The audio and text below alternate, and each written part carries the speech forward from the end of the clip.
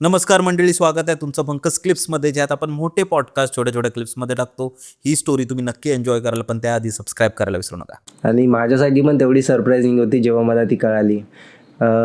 तर ही स्टोरी तेव्हाची की जेव्हा आम्ही हॉस्टेलला होतो एका कोर्ससाठी, तेव्हा आम्ही नवीन हॉस्टेलला गेलेलो. हॉस्टेल आमचं नाशिक साईडला होतं.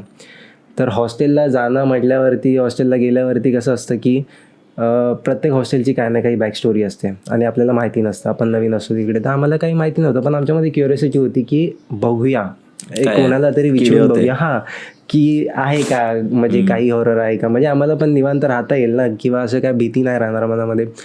तर कसं सिनियर्स लोक ज्युनियर लोकांना कधीच असं कोणत्या गोष्टी सांगत नाही पहिल्याच दिवशी वगैरे, किंवा असं नवीन असताना, तर आम्हाला पण कोणी सांगितली नव्हती.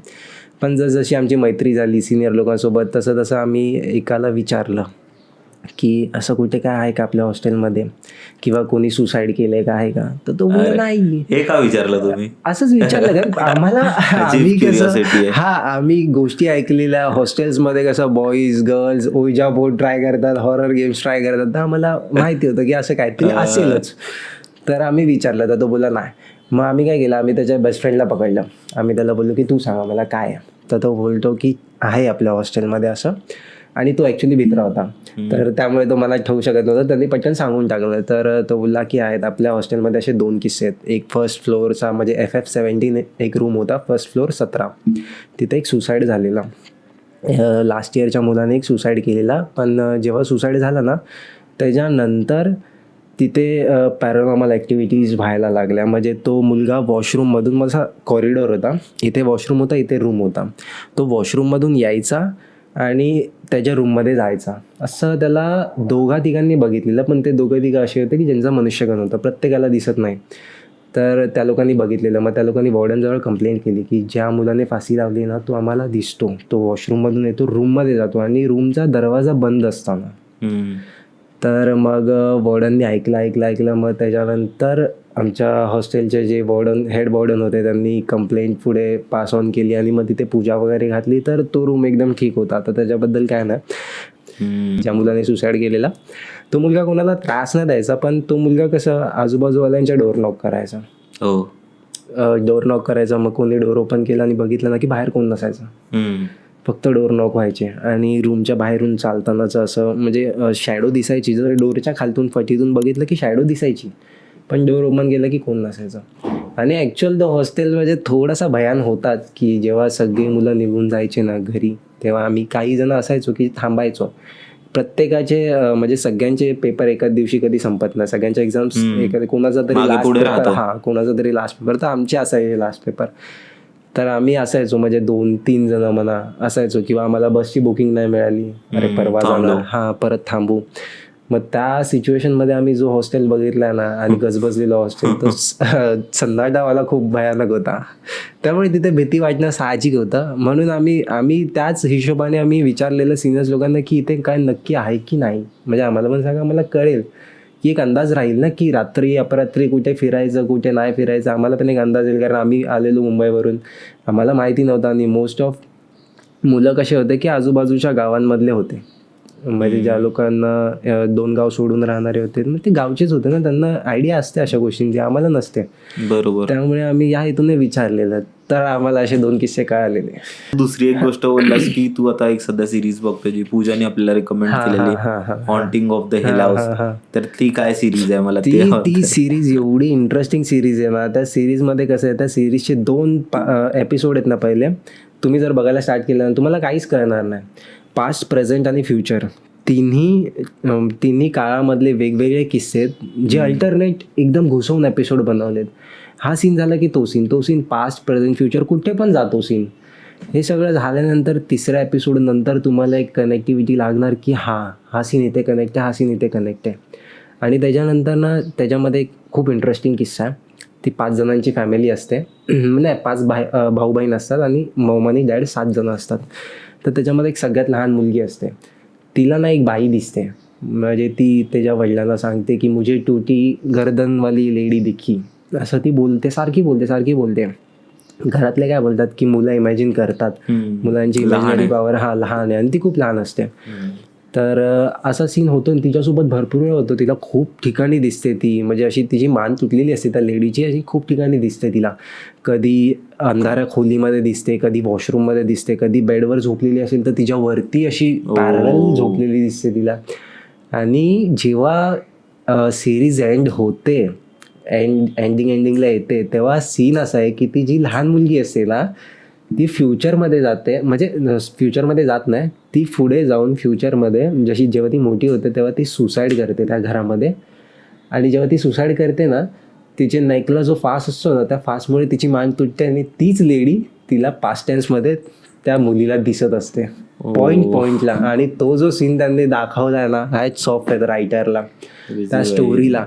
कारण ती अशी पडते, जशी ती सुसाईड करते, आपण कसं टेबल सरकवला की माणूस खालती पडतो, तर असे 8 किस्से दाखवलेत की फट फट फट फट अशी पडते आणि तिला त्याच मुलीला ती दिसत असते या मुवमेंटला, या मुवमेंटला, या मुवमेंटला, या मुवमेंटला अशी. तो किस्सा खूप मस्त आहे, मला ते खूप इंटरेस्टिंग, मल्टी डायमेन्शनल आणि खूप खूप चांगली लिहिली आहे. क्रिस्टोफर नोलन सारखी वाटली मला. पास्ट इंटरस्टेलरचं मिक्स करून टाकले हॉरर मध्ये.